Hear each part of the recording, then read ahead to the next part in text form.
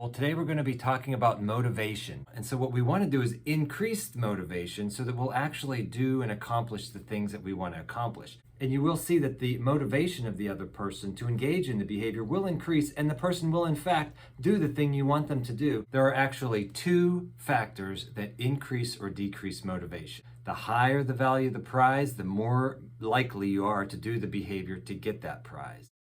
So the higher likelihood that you're going to get the thing that you want, the more likely you are to be motivated to engage in that behavior. The ideal setting would be right about here. So the motivation you or anybody has to do something is basically based on the interplay between those two factors.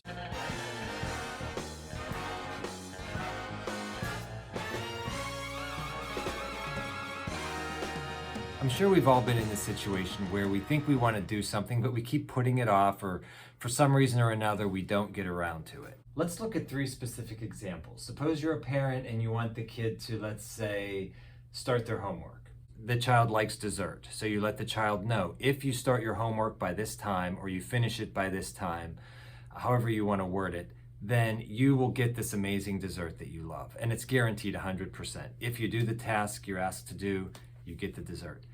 Now, if they don't do the task that you want, in this case homework, then you know it's because the reward, the prize, is not big enough.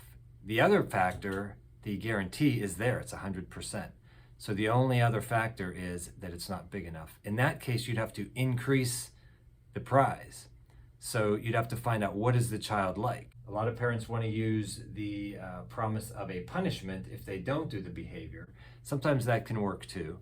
But that's another video for another day. What we're talking about now is how to use reinforcement to increase motivation in somebody else. So you would have to think, well, what is the kid like instead? What would motivate them? And that's easy enough to figure out. All you have to do is watch the kid and see, what do they do when they have their own time to do what they want? Is it a video game? Is it drawing? Is it talking to their friends on the phone? Is it whatever it is? And you see them gravitate toward that, you know that's the thing to use as the prize. Now, if that still does not work and the child still is not motivated to do the homework, then you have to look and see, what is so bad about this homework assignment? It's almost as if the homework assignment is a punishment that's worse than any benefit of a prize could compensate for.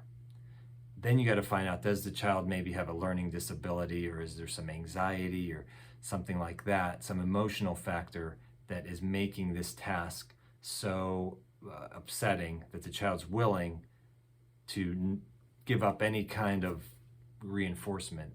Let's do another example. Let's do a self-motivating example. Let's suppose there's some task that you want to do, but you keep putting it off. A common one might be something like doing taxes. So you keep putting it off. What you want to do is figure out what motivates you. What would be a big prize that would make it worth it? And then promise yourself that. And then set it up so that you're guaranteed to be able to provide yourself with that prize if you do the task that you keep putting off. You know, there is another kind of side factor here that I didn't mention, and that is the timing. If the prize is 20 years away versus tomorrow versus an hour from now, the closer in time, that is also going to increase the motivation. So if you were trying to motivate yourself to do taxes, you would want something that as soon as you finish the taxes, you could go and do. If it was something like a vacation that you had to wait for, that might work as well. But if it was something you knew you wanted to read a magazine, you wanted to go for a walk, you wanted to, whatever it is, you wanted to purchase something, then you would wait until you did the taxes, and then you allow yourself to purchase the item.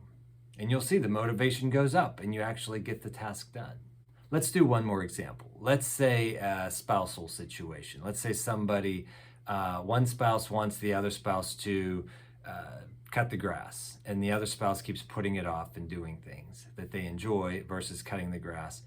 Now the other spouse, remember, now you're adults, so you're limited in what you can hold over the other person's head. So you have to figure out, let's say you're the spouse who wants the other spouse to cut the grass. You have to think, what does this other spouse want? A big one would be positive attention from you, or positive comments.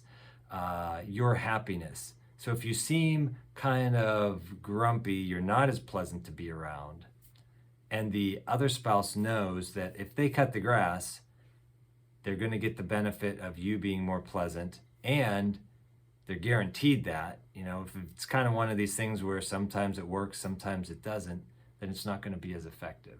The problem would come is if the spouse who you want to cut the grass is already fully happy, engaged in whatever it is they're doing. Then you're probably limited because they're already happy and you don't have the power to make them happy with some prize. But if you're clever about it and you observe, there possibly is things that you do that they like.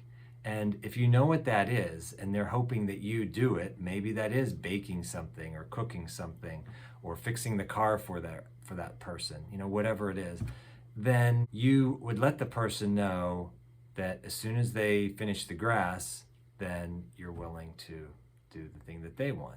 There you have it. Now you know how motivation works, how to motivate other people, how to motivate yourself. And I'm not saying that this solves all the problems and that you're going to have everybody eating out of your hand and doing your bidding and doing whatever you want. All I'm saying is that if you're not able to get that to happen, that means you haven't figured out what that person's prize is, and you haven't figured out a way to make them know that it's a guaranteed prize.